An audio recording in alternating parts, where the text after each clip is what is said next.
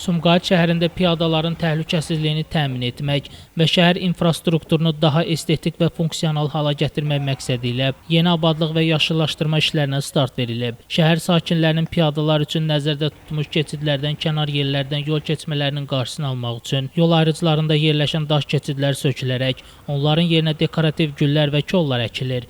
Bu addım həm təhlükəsizliyin artırılması, həm də şəhər mühitinin gözəlləşdirilməsi baxımından böyük əhəmiyyət daşıyır. Mənzil Kommunal Təsərrüfatı İstehsalat Birliyinin Yaşıllaşdırma İdarəsi bu çərçivədə bir sıra əsas prospektlərdə geniş miqyaslı işlər görüb. Belə ki, Koroğlu prospektinə 100 ədəd eldar şamı və 50 ədəd şəmşid kolu əkilib.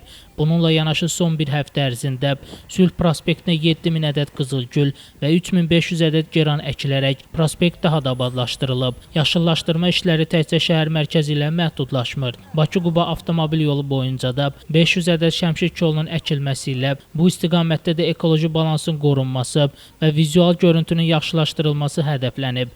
Bu layihələr çərçivəsində həm şəhərin ekoloji vəziyyətinin yaxşılaşdırılması, həm də sakinlərə daha rahat və təhlükəsiz şəhər mühiti təqdim edilməsi əsas məqsədlərdəndir. Gələcəkdə bu cür abadlıq və yaşıllaşdırma işlərinin daha da genişləndirilməsi planlaşdırılır. Şəmstan Fikrətli, Elbrus İsmailov, Bugün informasiya proqramı üçün.